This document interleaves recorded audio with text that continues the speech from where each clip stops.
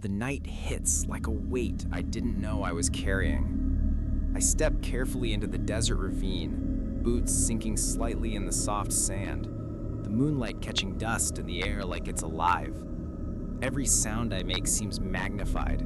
My breath, the faint scrape of my flashlight against my chest strap, the soft rustle of wind through scattered brush.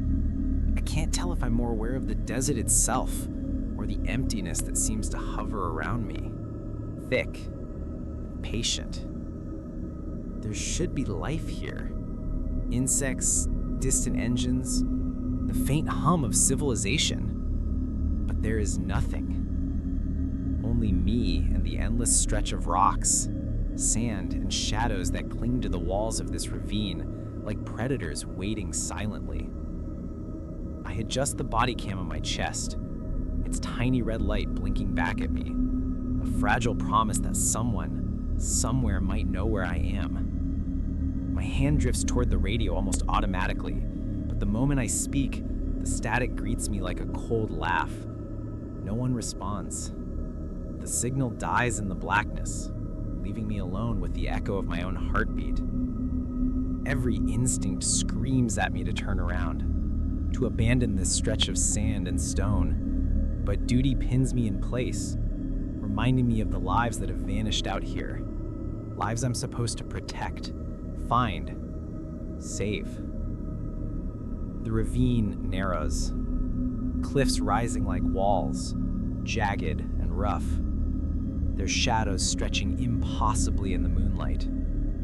My flashlight flickers slightly, painting the rocky surfaces with a trembling beam. And then it lands on something that makes my stomach tighten. Long scratches etched into the stone, too deep and irregular to be natural, almost like claws, ancient and deliberate.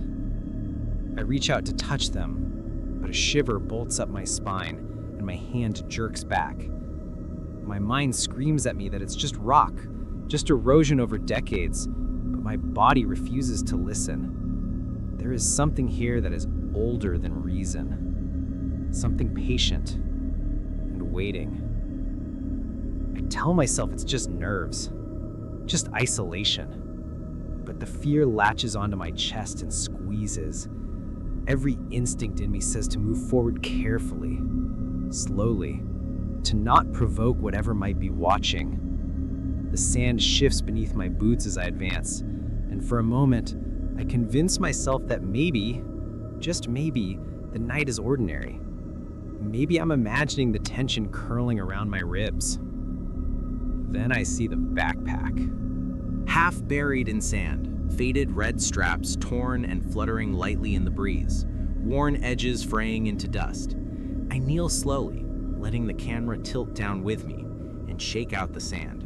The zipper is ripped, broken. Inside lies a small journal, pages pristine, empty. Not a note, not a name, not a single word. My stomach knots. People don't carry blank journals through this desert. Not here, not alone. A soft click behind me makes my breath catch. A pebble bounces down the slope, faint but deliberate, coming to rest near my boots. My heart hammers, and my flashlight sweeps around the walls of the ravine. Nothing. Only darkness, thick and absolute. But the sense of being watched tightens around me like a fist. I can't shake it, no matter how much I rationalize it. I am not alone, and I know it. I tuck the journal into my vest pocket and push forward, each step measured, careful. The deeper I go, the stranger the ravine becomes. Walls smooth into polished surfaces, bearing geometric carvings, sharp mines, spirals, angles that make no sense to any desert map or tribal history I've studied. They look burned rather than carved. I run my hand across one, cold and impossible, and my teeth chatter from a sensation I can't name. The camera records everything, even as a part of me screams to stop, to turn back, to leave before this night swallows me whole. The path widens unexpectedly, leading into a circular clearing, moonlight barely touching the disturbed soil in its center. Fence posts rise from the ground, rusted but erect, connected by sagging chains. Inside, The earth looks different, dark, unsettled, like something was buried recently. My pulse accelerates. This isn't an ordinary fence. It wasn't built for livestock, or property, or warning. It was built for control, for containment, and the emptiness within whispers secrets that reach to the edges of my sanity. I step closer. There is something tied to a post. A sleeve, pale, stiff, stained. I stare at it, breath lodged in my chest. The air shifts suddenly, swirling around me with a force that makes the chains rattle softly. The earth inside the square seems alive. Every hair on my neck stands up. My instincts scream to flee, but my duty anchors me, legs rooted to the sand. Then I hear it, a whisper, fragile, human, close enough to freeze my blood in place. I spin, sweeping the flashlight across every crevice, every shadow, but nothing moves. I take a step forward and speak softly into my radio, half to convince myself, half in hope. Anyone out there? Repeat, I need a copy.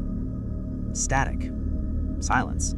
The whisper comes again, circling me, drifting. The tone is urgent, desperate, pleading. I want to scream, to run, but my voice fails. The whisper stops the moment I try to respond. The ravine holds its breath.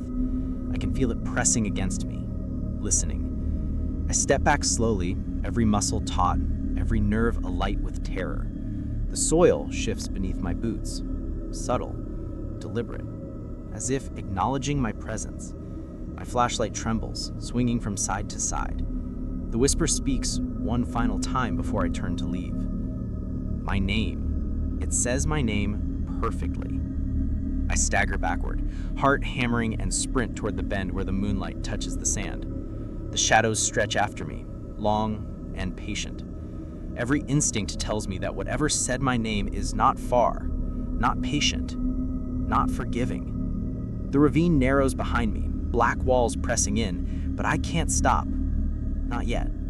Not while the voice lingers, echoing in my mind, shaping fear into something tangible, something almost visible in the corner of my eyes. My boots pound the sand as I round rocks, the flashlight shaking violently, bouncing across desert brush. I glance back once, and for a heartbeat, I swear the darkness moves differently, more purposefully, folding in on itself. My chest heaves, air burning in my lungs, yet I force myself to keep moving. Every shadow seems to pulse, waiting, testing me. Finally, I stumble into a slightly open area where moonlight drifts across sand dunes.